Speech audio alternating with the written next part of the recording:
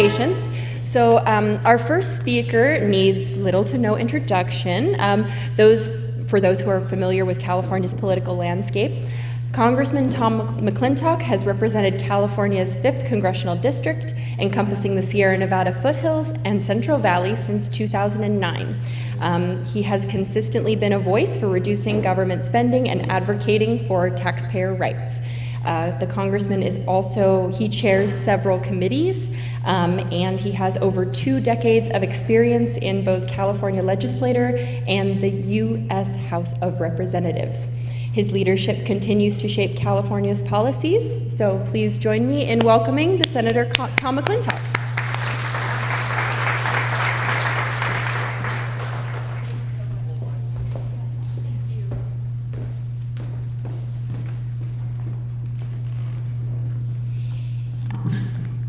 Well, folks, thank you all for having me here today to speak for a few minutes about the state of our country here as you assess the state of the county. I'm sure it has not escaped anybody's attention. The county is in much better condition than the country. And you know the litany of the problems that we're facing, because so many of them affect everyone here in Calaveras County, and for that matter, for every other county in our country. $2.5 trillion annual deficit, $35 trillion accumulated federal debt, the release of more than 7.5 million destitute illegal aliens into our communities in less than 4 years, a 4-year inflation rate of more than 20%, a seriously deteriorating world situation, and a nation more deeply divided than it's been in more than a century. And now that I've totally gloomed up the morning, let me also point this out to you. As you all know, we look to our past. We can see moments that were far, far more dire in our history than those that we're navigating right now. There was a day when a foreign army occupied our nation's capital and burned it to the ground. There was a time when we were so deeply divided that Americans killed 600,000 of their fellow Americans.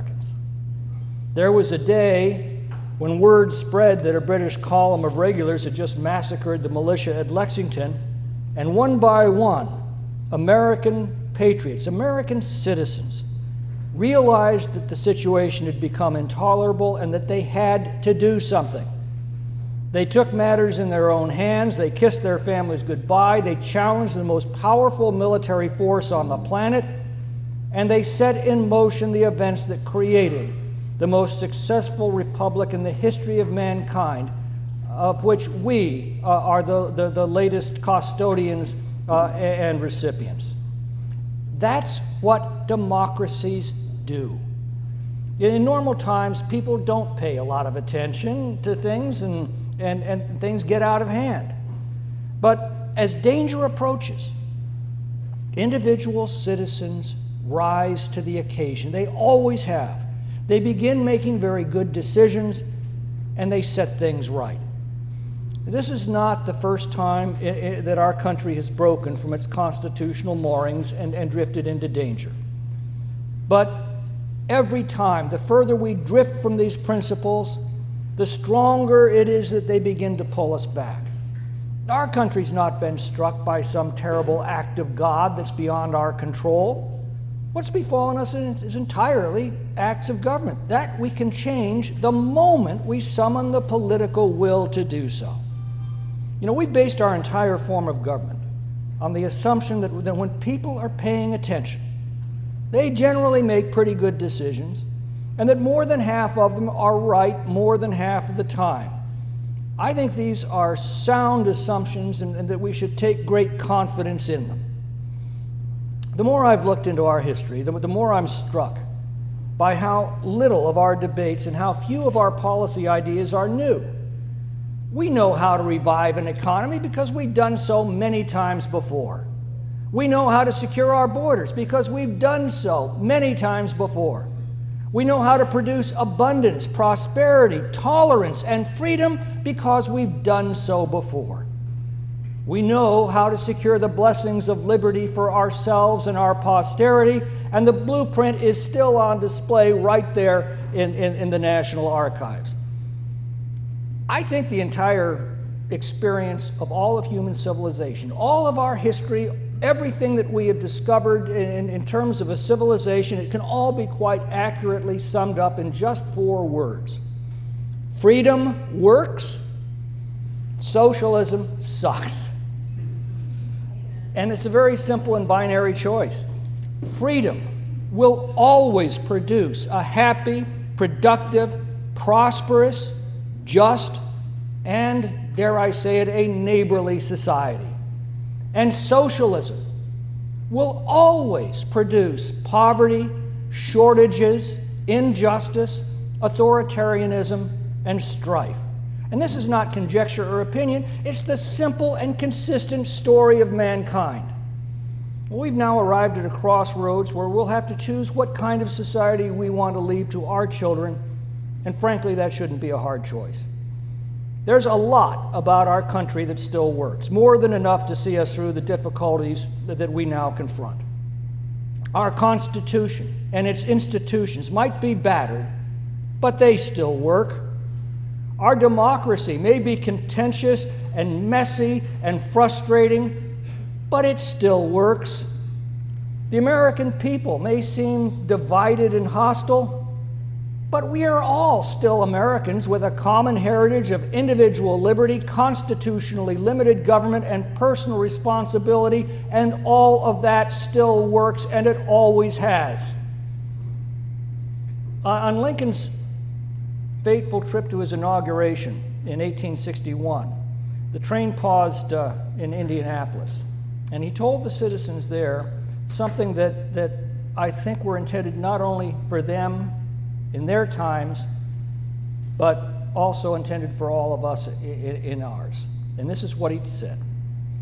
Of the American people, it may be said that when they rise up in defense of their union and its liberties, the gates of hell shall not prevail against them. I urge you, my fellow citizens, constantly to bear in mind that not with the president, not with the office holders or the office seekers, but with you is the question: shall the liberties of our generation be preserved to the latest generation?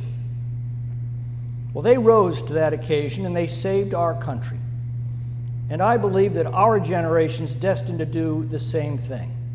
And that's why I can confidently report to you that despite maybe all outward appearances, the state of our country is still sound, and that we will see within our lifetimes a new birth of freedom.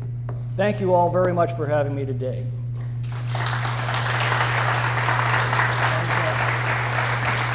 Pardon me if I have to run off. I've got my first candidate debate in a few hours, and I've got to get over to it. So thank you all for having me.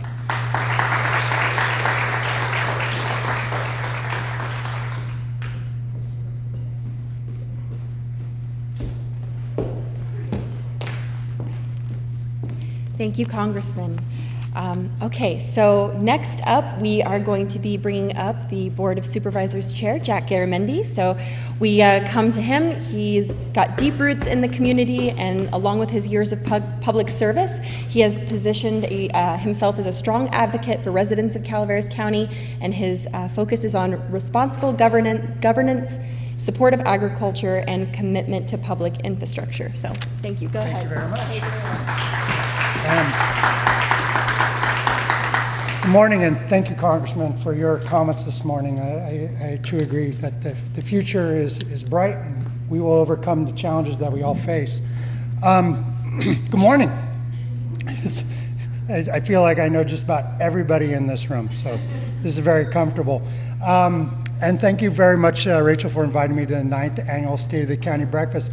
You know, in 2016, when I served as Vice President of this chamber and Supervisor-elect, we started this tradition, and it was a year after the Butte fire, and our community was still really reeling from the fire's impact. This event gave us a place to rally, and I think it meant a lot to all of us.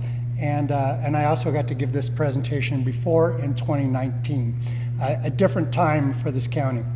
But this event really spans the life of my political career in Calaveras. And when I reflect upon this, I realize just how far we have come as a county.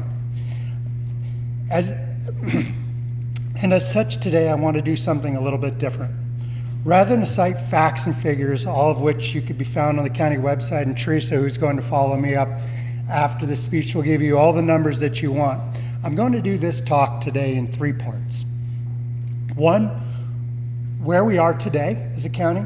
2, how we got here, because I think that's important. And 3, some observations from a retiring supervisor. And I think that's kind of ominous in the future. But none of my comments, for the record, have been endorsed by the Board of Supervisors. So these thoughts are mine, and if you don't like them, please don't hold them against my fellow supervisors. I'm running cowboy here today. So most important about today's speech is I'm going to get this thing done in under 16 minutes, and you're all welcome in advance, and maybe we could have a question or two as we go along. So first, I'm happy to announce the state of the county of Calaveras is good. We have a balanced budget. We have funds set aside for emergencies. We have long contracts and peace among our labor organizations. And most important, we have excellent leadership on our staff, in our sheriff's office, and a functioning, thoughtful, and respectful Board of Supervisors.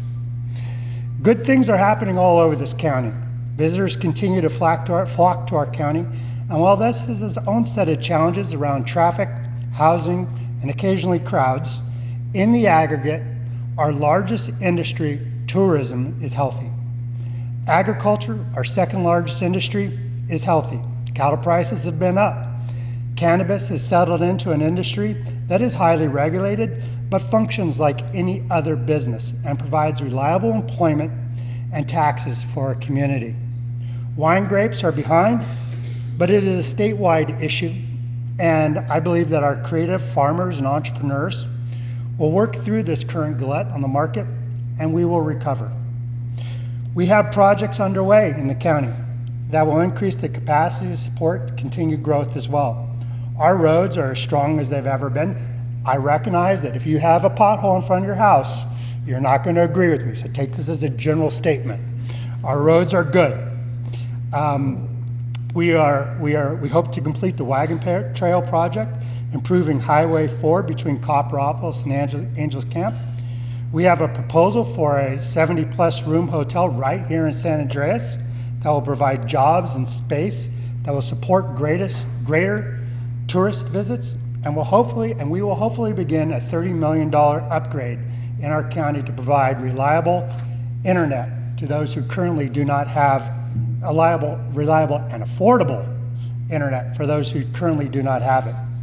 On housing, a big issue for all of us, the county continues to try and be as creative as possible in order to get new housing started. We know that housing does not happen in a vacuum. It takes coordination between local agencies, county, water, sewer, roads, power, fire, and developers to make a project work.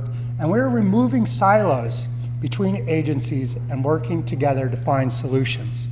It needs to be a holistic approach. We have a strategic plan and a general plan that are both dynamic and provide the county with direction. These are new things for our county, and they provide us with a compass to navigate with. Strategy and tactics. 8 years ago when I ran for office, that's what we talked about. You need to know where you're going or any direction will do. That's what the cat said in Alice in Wonderland, as we all know. We know where we're going and we know how to get there. So check out our strategic plan online. If you want to know where we're going or what we're going to do, take a look at it. Your county leadership put a lot of work and thought into coming up with that document. So, how did we get here? How do we get to good? You need to look at how we got here. Recall that 9 years ago, it felt like the smoke from the Butte fire was still in the air. County finances were a wreck. Forced to pay for the recovery out of county coffers and hoping to get reimbursed by the federal government, we faced huge cash flow issues. Cash flow is not sexy, but this is a chamber event. We're small business people. We understand why those things matter. This was also, so we had huge cash flow issues. This was also impacted by the green rush of 2016, when hundreds of cannabis growers entered the county and the urgency ordinance was set up.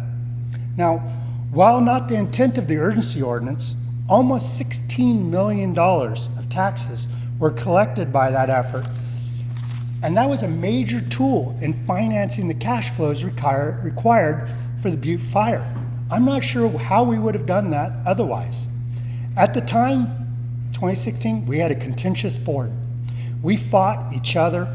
We did not listen to each other or anybody else really, and we got stuck in culture wars on national issues that were not part of our job. In my opinion, those were really dark days. There were changes to the board in 2018 and again in 2020 that brought our temperature down in a good way. In 2019, the county made a major step forward by updating our general plan, the plan that guides most of our efforts around land use and growth in our county.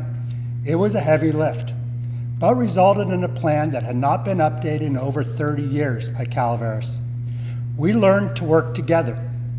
In 2019, we also worked to recreate the cannabis industry that had been thrown out.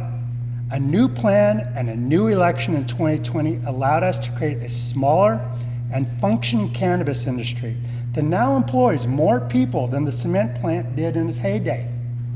That's important. We turned a corner as a county, and we started the work of creating a plan for our future that tied the general plan to a strategic plan with tasks and deliverables. We were making good progress forward. Then in March 2020, COVID hit Calaveras. This was a crisis all of us, with perhaps the exception of public health, were not prepared to encounter. I don't think the impacts of COVID can be understated. COVID simply sucked. I will not recount the challenges faced by our businesses, hospitals, county staff, and every community member. On your Board of Supervisors, there was a real and immediate impact to how we do business. When the State Office of Emergency Services tells you in week number 1 of COVID to prepare for 800 deaths in Calaveras County, everyone becomes real serious, real fast. How do you even store bodies or account for such an impact in a county of our size? It was profound. I'm proud of the fact that we as a board simply decided we could not govern via Zoom. We asked our staff to continue to serve the public. So we took less than a month off from personal meetings. In the Calaveras style, we did not want to draw the ire of the state or others, so we just did it. But what COVID did for your board is it focused our board on our most important duties, to protect our communities. Our staff, many of them who are here, were real heroes and volunteers in this room. When we were there, I saw you step up. I saw you do dangerous things. I will never forget that, and I will always admire and be grateful for that. Our staff were real heroes. They showed up, they cared for the community, and kept the government going. While imperfect, I am proud of how our board, and especially our staff, responded. When COVID ended, everything had changed. The county had formed partnerships. Mark Twain, Dignity, the superintendent of schools having the cell phone number of the director of OES. Our list of partnerships that were forged from really everybody going through, people in this room going through the crucible of COVID together, formed partnerships. And for the most part, we knocked down silos. We learned to talk to each other. We had no choice. We were alone, and these were desperate times. And that was an important thing. So, today, as I said, for the most part, silos are gone. Wow, right? I mean, think about this. Silos are gone. Calaveras can do anything when we work together. Imagine what we can do. Now that we have each other's phone numbers, that we have this relationship. You want, as chamber members, young families and businesses to move into our community? Young employees and new businesses, people need not only roads that we provide, they need family help. They need recreational activities. So, leaders of our community, what do you want to do? It's all right there for us. How about we create a system of childcare. Perhaps coordinating between our two or three largest employers in our county, Calaveras County, Dignity Health, school districts, working with the Board of Education, working with private providers. I bet we can do it. And as chamber members, you should recognize the cumulative advantage to your business, whoever you are, if your employees have affordable, quality childcare every day. This can separate us from all of our competitors. Amador is not going to do it. Tuolumne is not going to do it. Stanislaus is not going to do it. But we can figure it out here. We just need to work together and pool our resources to get things done. We need to stay, hang on a second. How about parks and recreation? Let's work with our local schools, private parks, state lands, county lands, water district lands, and make this a place that welcomes all activities, from senior yoga to baseball to trail rides. We can do that and make this a place where businesses and people want to come and live. All of this is possible if we work together and never rebuild the walls that separate our combined vision for a common good. I look at this view, and frankly, I feel great about the future of this county. And I'm proud that I'm going to spend the rest of my life here. We have good things ahead of us. Now, some words of caution from the guy who's heading out the door. I feel that as I depart, Calaveras County is in a good place. We are well led. Our CEO, Teresa Hitchcock, is here with us today, and she leads an excellent cadre of department heads. Your board changed our leadership structure to a CEO model. This eliminated the conflict and political pressure that can occur when department heads report directly to an elected board. This was a big deal. It was often unnoticed from many people. We need to stay focused as a county on things that make Calaveras the place we all love. Community, natural beauty, and a sense of independence combined with enlightened self-interest that makes our community special. I believe the general plan and the strategic plan, both dynamic documents, will continue to give us a compass that will help us stay focused as we move forward. The silos that have traditionally existed between various agencies, from water, sewer, electrical, nonprofit organizations, fire agencies, and various organizations, have been, for the most part, broken down. We need to continue to talk, to update, and in general, pull on the oars in the same direction. This is happening, but it must continue. For the most part, Calaveras has been pretty good at keeping the rot that spreads generally from our coast out of our local politics. We are a diverse group where everyone has their own opinion. There will always be the 5% of people on both sides that want us to draw us as a county into fights that are not ours. Let's remember, your county government provides public safety, picks up your garbage, develops land use planning, and fixes your road. We don't declare war, we don't pick Supreme Court justices, or determine the economic policy for our great nation. What we as your county do is not rocket science. It should not be about ego and should not be driven by partisan bickering or dreams of political grandstanding. We do the common work, the work that protects children, feeds the hungry, provides for the common good, and keeps the local economy and community healthy.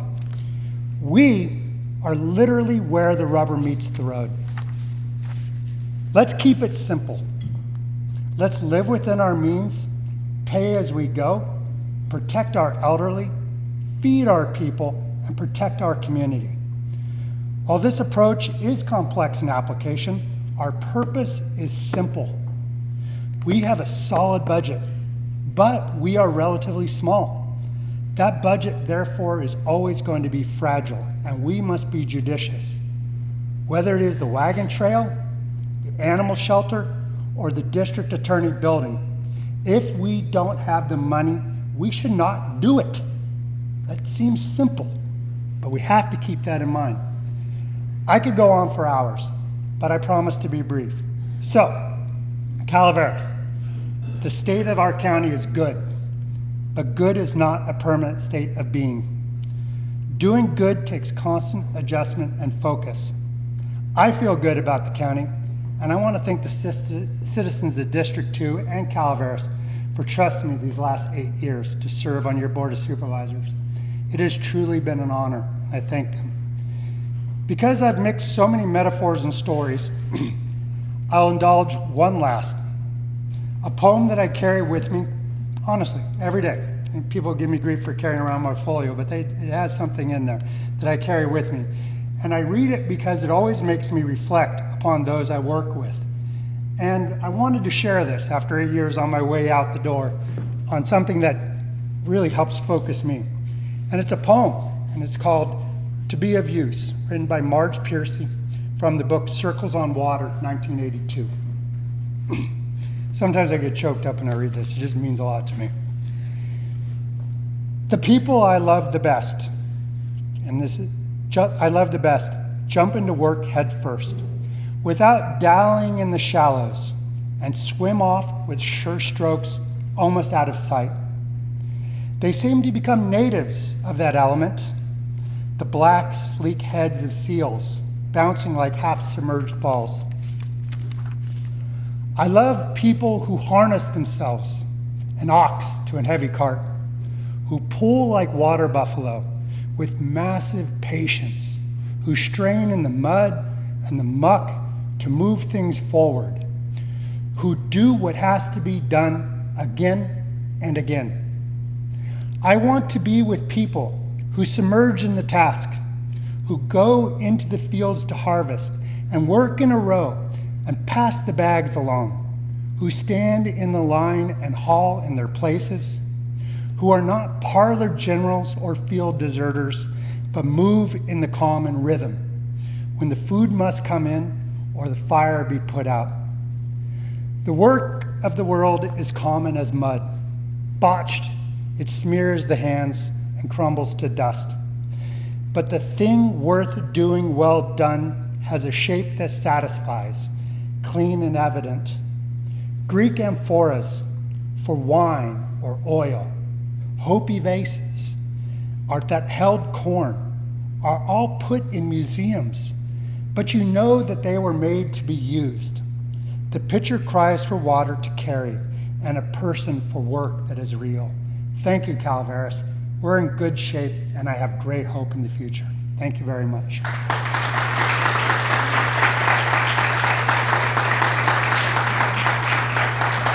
Rachel, you want me to take a few questions, or do you want to pass it on to Teresa, who can back up all the hollow parts? All right, we'll do 3 questions. See, going once, going twice. Everybody wants to get on the work day. Thank you.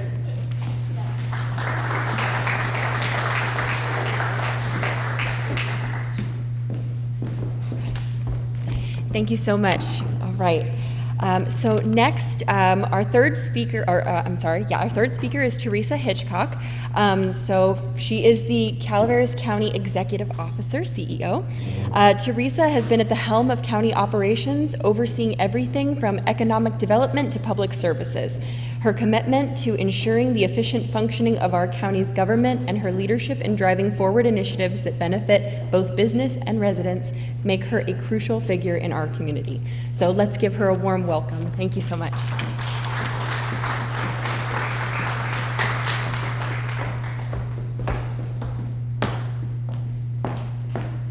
Good morning. Can you all hear me? So thanks, Jack. You're going to be hard to follow. I am going to get on to some of the more boring and mundane things that we do in government, such as our budget. For those of you who have not taken a look at our budget, everything is available online. We're trying to be totally transparent with the way your tax dollars are spent. So you can go to calaverascounty.gov and find anything you want to know about our local government budget, as well as the strategic plan that Chair Garamendi mentioned. We do have a plan that quite a bit of thought and process went into, so we welcome folks looking at that as well and providing additional comments.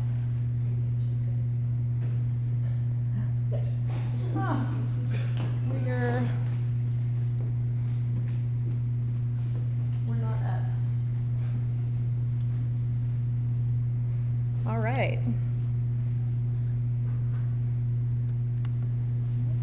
Nope. Let's try this.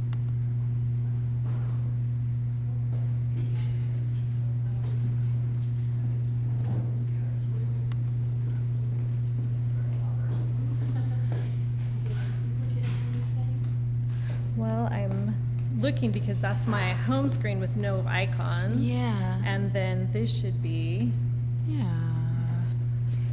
display. Go Let's to- try that. Yeah, that's it.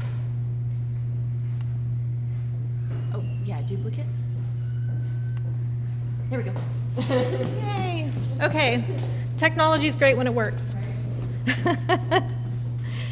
So thank you all for being here. I'm going to talk a little bit about government in general and then the county budget. It may be a little bit dry, I apologize in advance. Then our strategic planning process, the Parks and Recreation Plan. Chairman Garamendi alluded to that a little bit in his speech, and so I'd like to talk a little bit more about that.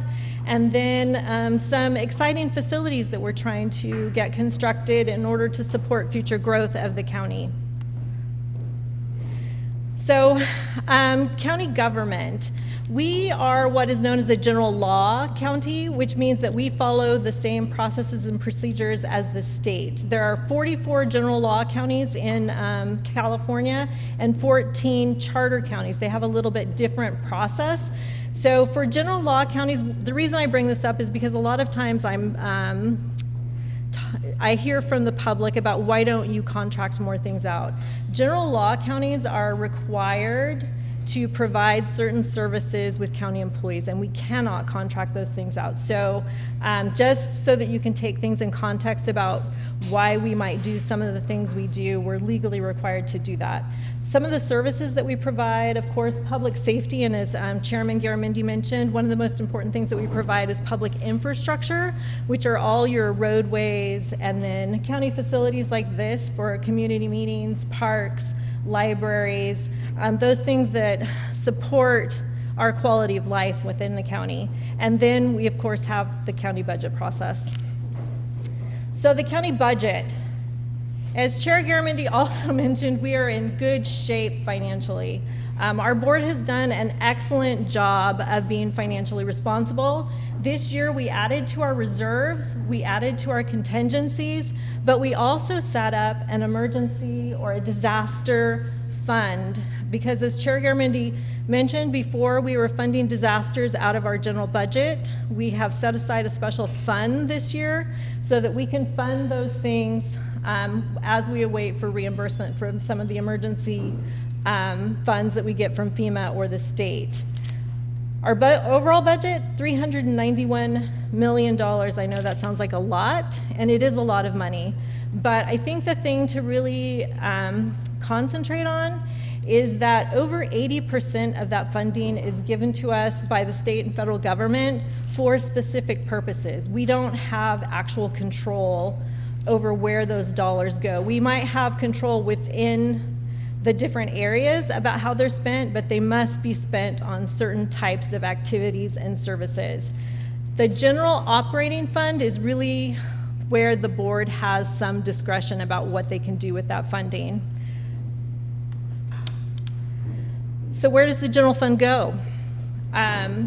So education, recreation, and community, that is libraries, parks, community centers, those types of things. Disaster recovery, as I said, we set aside a disaster recovery fund this year. County admin and finance, that covers our budget process, the auditor controller, the assessor, but it also covers things like marriage licenses, birth certificates, and a lot of those services I think that people don't even realize that county governments provide, as well as elections. Public safety and protection, health and human safety, we do have a maintenance of effort for both our HHSA and our behavioral health. Where does the funding come from? As all of you know, it comes primarily from taxes. That is the largest revenue source for any governmental entity. Property tax is our largest source of income. So the 1% tax that you pay on your property tax, of that, about 67% of it goes to our local schools. And then about 18% comes to the county to support county services. And 10% goes to Angels Camp because it is its own entity, and then special districts receive the rest. Property tax is the most stable source of revenue that the county has. Our property taxes, as you can see, are very stable. They've been increasing slightly over time. They're not hugely volatile. The only time we had major volatility was in that 2008 crash that we had with real estate. But other than that, property taxes tend to be pretty steady over time. The next largest source of revenue for any governmental entity is sales tax. As you know, our current sales tax is 7.25%. Right now, about almost 4% of that goes to the state general fund, so we don't receive all of the sales tax in our county as well. We get about 1% that comes to the county. Then we have some Prop 172 that goes for public safety, and then we have some funding that goes to our roads for road maintenance. You can see sales tax has a little bit more volatility. We're expecting sales tax, this year it was down a little bit. We had estimated that it was going to be down. We do feel that we are in, we're looking at having potentially a little bit of a recession, so we are projecting sales tax to be down a little bit again this year. So I think Chair Garamendi also mentioned cannabis. Cannabis is another large source of revenue locally. Our cannabis industry has seen a little bit of a decline. As many of you may know, there's been quite a bit more competition as more states legalize. So, of course, we would expect to see a little bit of a drop as it becomes much more competitive. We're hoping that it's stabilized right now. It appears as though it has stabilized at this point, but we're watching that pretty carefully, and we're actually budgeting very conservatively for those dollars. And then transient occupancy tax, our tourism dollars. So as you can see from 2020, we had quite a jump, and we expected that to drop off as things normalized after COVID. But what we've seen is our tourism industries remained very strong. So TOT has become very much a big part of our budget at this point. We are budgeting it a little bit lower for 24-25. Again, we're expecting to see a little bit of recession. We're not sure exactly what that's going to look like. We always believe that it's better to budget conservatively and then be pleasantly surprised than to budget more aggressively and have to figure out where we're going to cut services. Chair Garamendi also mentioned our strategic plan. I'm very proud of our board because I do believe that we need, as county staff, to have a roadmap for where the board would like to see the county go. That's what the strategic plan provides. The things that are focused on within our strategic plan: safe and healthy communities. We looked at our tree mortality program, emergency preparedness. We've done a lot of work in those areas. A balanced economy, really looking at areas where we can grow and support local business. Infrastructure. It's really important that we maintain our roads and that we maintain the infrastructure we have, because it's a lot less expensive as a county government to maintain it than it is to let it fall apart and then try to rebuild it. Workforce excellence. Many of you may have heard that we just went through a classification and compensation study. In order to ensure that we're paying fair and equitable wages, that we're keeping pace with our neighbors up here so that we can attract the best employees. And I do believe that Calaveras has some of the best people in the area. And then resource stewardship. The Parks and Recreation Master Plan. I don't know, has anybody in here heard about this process? We've been going through a process. We've been trying to incorporate the communities to find out what the different communities want. We believe that each community within Calaveras County is unique, and what someone may want in Arnold may not be the same thing that they want in West Point or Valley Springs. So really taking a look at what makes each community unique, what those communities want in a parks and recreation plan for their individual areas, and then how we fit that into an overall strategic plan and move that forward. Again, that planning process is so important. It's really important as well because having a strategic plan makes us eligible to apply for grant dollars in order to support that program. So we're really excited to get this across the finish line and then move forward with some of these projects. County facilities. We are in need of a lot of expansion for county facilities. We have a lot of facilities that are aging and aren't supporting the amount of services that we need to provide to the community. One of those is our behavioral health facility. And I'd like to say, I know Wendy Alt's in the room. She worked very hard to get a grant in order to support the construction of a new behavioral health facility. This facility is going to be somewhere in the neighborhood of $20 million. The reason I bring that up is because a lot of folks may think that there are other needs greater, but this was a specific grant. It can only be used for behavioral health facility. It can't be used to support any other county functions or any other county facilities. So we're moving ahead to build this facility on the government campus where folks will have the opportunity to access other services as well. And I know the animal services facility is something that a lot of folks are really anxious to see us move forward with. Right now, we are working with a consultant to get plans and specifications in order to build a state-of-the-art animal facility. We have $4 million that was set aside by the board for the facility, which can be used as match for other grant opportunities. So we're looking for state and federal grants to help support the construction of the animal services facility, but the $4 million we have is only about a third of the funding that we'll need in order to complete that. So as soon as we have plans, we'll be reaching out and trying to figure out how we fund the rest of it. And then we have the district attorney building.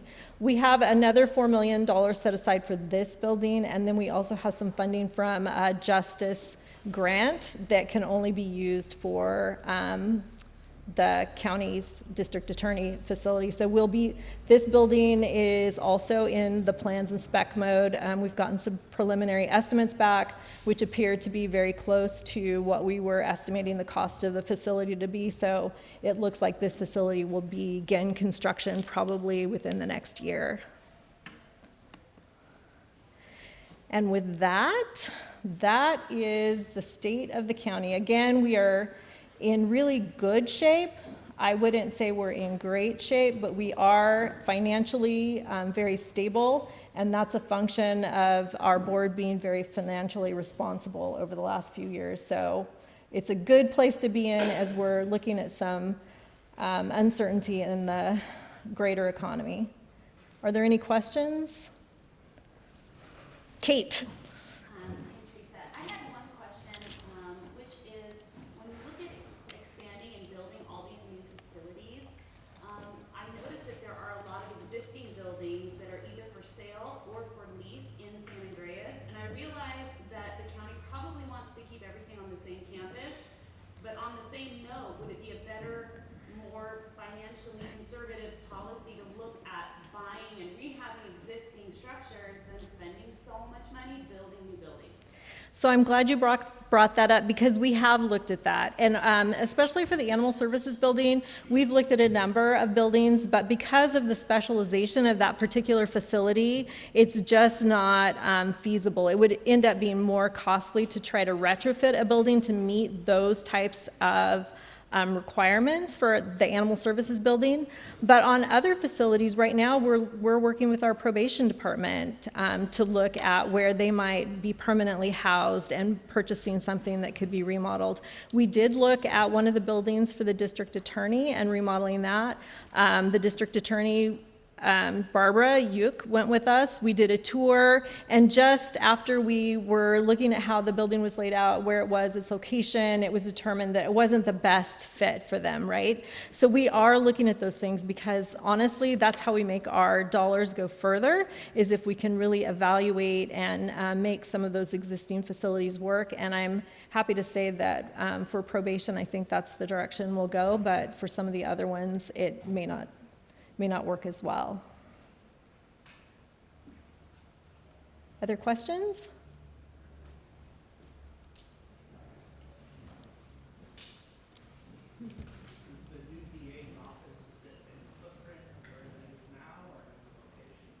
No, it will be where the old sheriff's facility was. So, and then we're looking at repurposing the facilities where the DA is now, but it'll take a pretty major remodel to make those facilities useful for someone else. Any other questions? All right.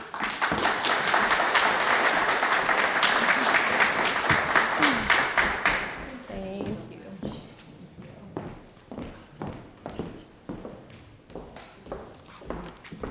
Thank you so much. All right, we do have one more speaker for you today, and we have our Fire Chief Dong Young here. He is a dedicated leader who has worked tirelessly to ensure the safety and preparedness of our community. Chief Young brings years of experience to his role in protecting Calaveras County. His leadership has been instrumental in navigating our county through recent wildfire changes, coordinating response efforts, and ensuring that our emergency services remain ready and resilient. So please join me in welcoming Dong Young.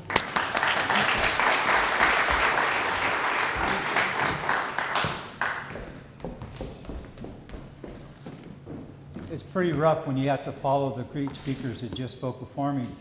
And unfortunately, when I got to work this morning, I looked out my office window and said, hey, they got something big going on at the county or at the town hall. I said, yeah, it's Chamber of Commerce and they're having a meeting and you're speaking.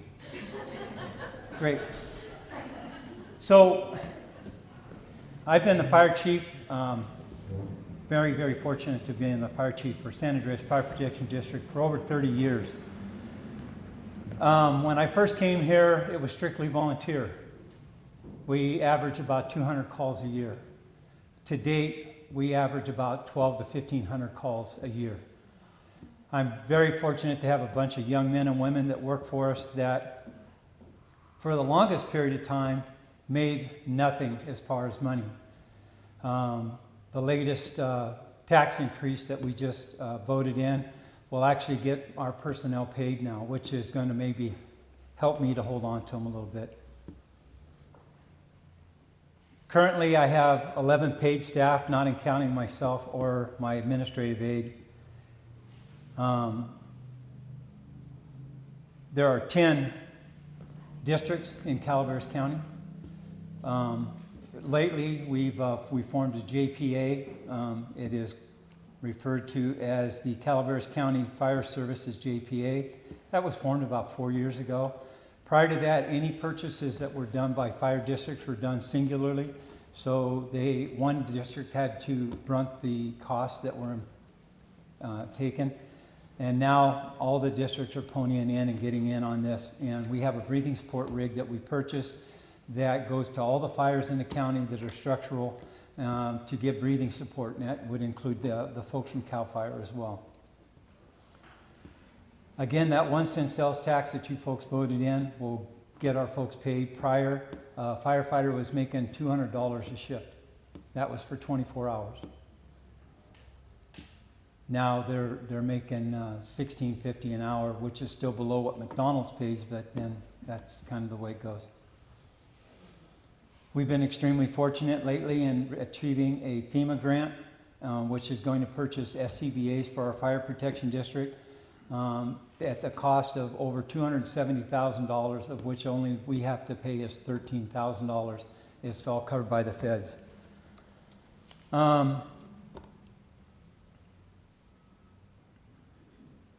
I'm not a public speaker. Again, these gals from the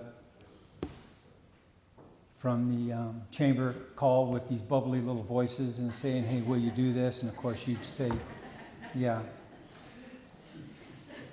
Lately we had a gentleman appear at a fire chiefs meeting that we have annually, or monthly, bi-monthly. That was a representative of LAFCO. His interpretation of the county at this point in time was that districts start becoming more absorbed, where there would be less fire protection districts with one chief, and they seem to think that that's the way that things are going to make things better. In all the years that I've been with the fire protection district, the best it's ever been is what I see right now. The fire protection districts all work cohesively. There's no boundary lines. We run all the way into McCollum Hill rolls all the way into us. And it's that way all the way around the county, including Copperopolis and some of the other entities that are further out. The cohesiveness between the fire chiefs and law enforcement, EMS services, is outstanding. During Sheriff DiBasilio and now Sheriff Whiting have worked tirelessly to make sure that those kinships continue to work. It used to be, folks, I hate to say it, but the folks with the guns were on one side and the folks with the hoses were on the other side. And it didn't work very well. The fire protection districts are going to continue to struggle. We got that 1 cent sales tax, which doesn't start until October. But the law states that you have to start paying your people now. So we've been doing that.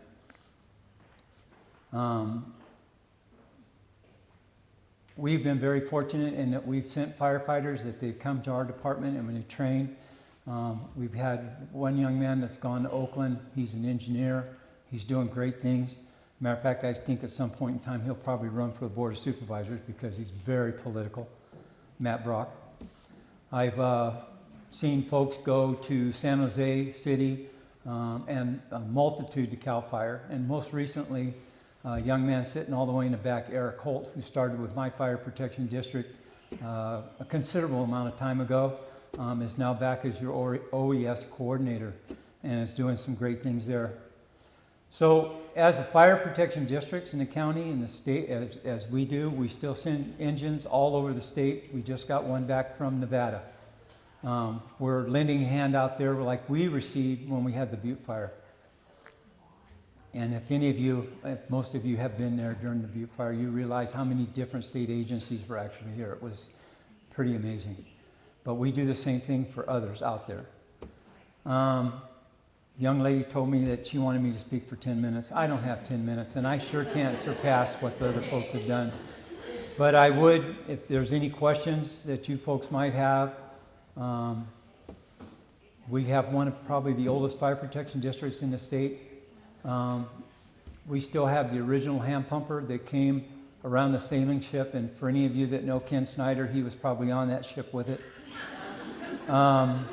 We have the Model T that replaced that piece of equipment.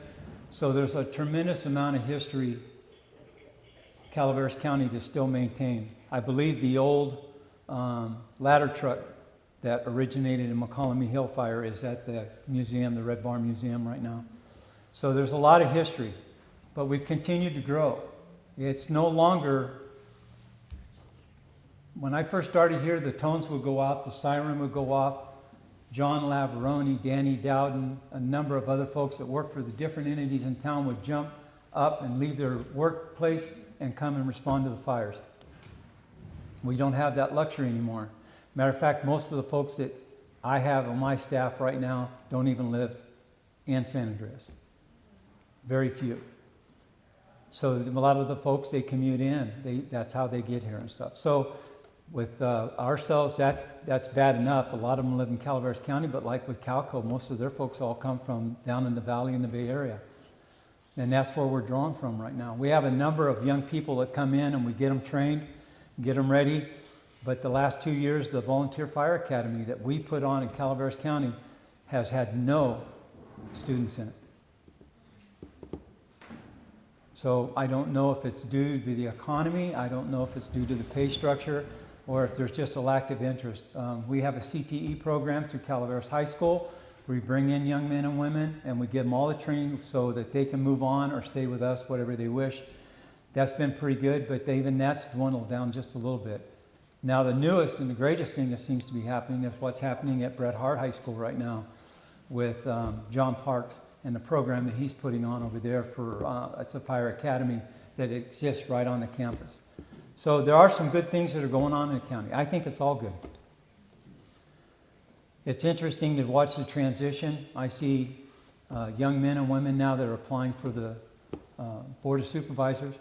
Hey, welcome. It's going to be a great job. You get in there. I hope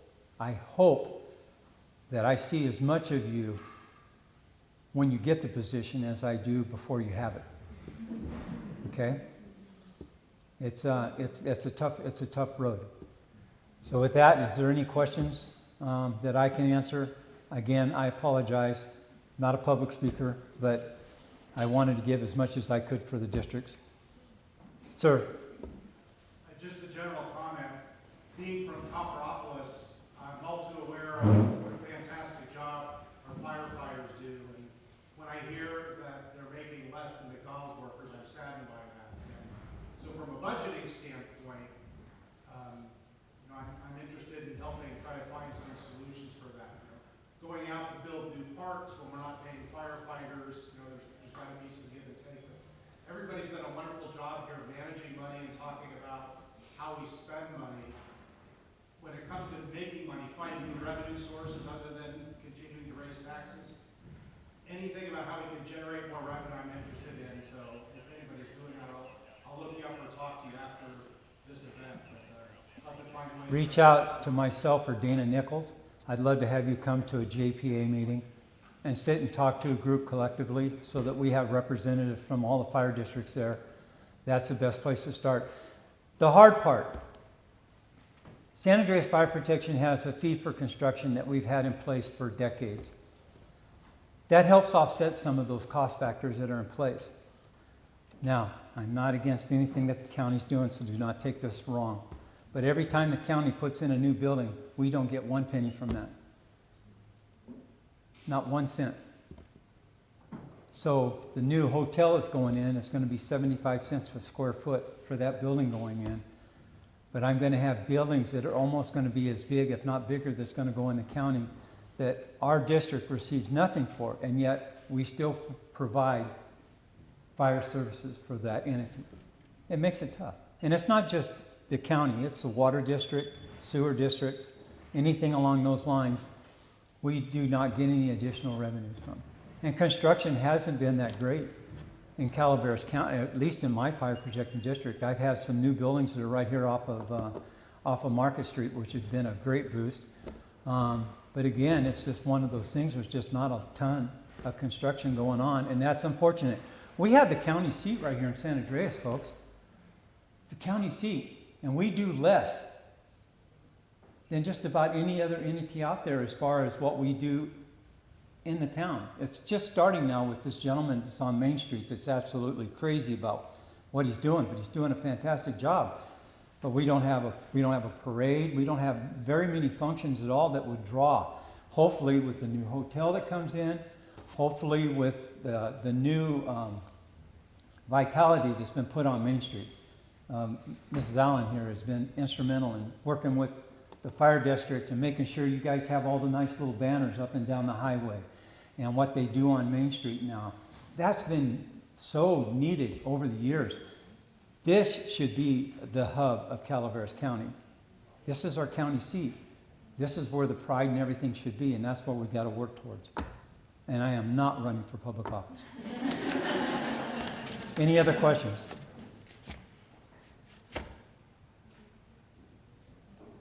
You're going to have to raise your hand if you're sitting on my blind side. Yeah, sir. House of Gala Tax Association, what effect does the 1% sales tax have on the number of volunteers in our fire districts? Well, unfortunately, the volunteers are going away.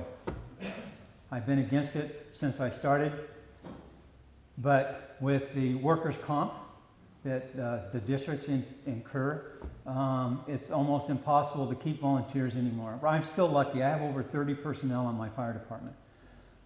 What that can do as time goes on would be to give a paid per call. It could be benefits, assess something along those lines that would help these young firefighters develop and grow. The monies that are going, anything that we get in right now, it's just not coming to me. Just so you guys know, I get no retirement. I got 30 years with this fire protection district that I've given my heart and my soul to, and I wouldn't change one thing about it. I get no retirement. I have no benefits. Okay? And I wouldn't have it any other way right now. This works for me. My wife's a moneymaker. But what we want to do is do more for our fire personnel. When I'm buying more of the food, me personally, out of my pocket, to make sure that those fire kids have a dinner at night, that's wrong. That's absolutely wrong. Okay? And I've done that for years here. As have a lot of my other staff members and stuff. But that's improving. That's where the 1 cent sales tax came in. I went to a meeting that was composed of a bunch of folks from one of the two entities, of Republican, Democrat. I'm not even going to get into that. And by the time I got done, I had their ear because they were way off keel. Because these young people deserve that. During COVID, you know, my young people go into a place where a cockroach has enough sense to come out. They go into fires that are burning and they risk everything to preserve life and property. They deserve to be compensated for those endeavors. COVID, it didn't matter. It didn't matter how many people were sick in the hospital or how many people were sick at home. We still went in and we provided our services to those folks out there. And again, I had no complaints, not one of my personnel. So as far as the fire protection district goes, and Chief, I hope I answered your question, Mr. Segali. And by the way, I worked with your brother when I was a police officer in Gulf. It's Segali, right? It's Segala. Segala. I did not work with your brother. So again, any questions? I got the deputy back here who's watching me. He's saying you better do a good job, and I don't want to disappoint him. No? Thank you for your time.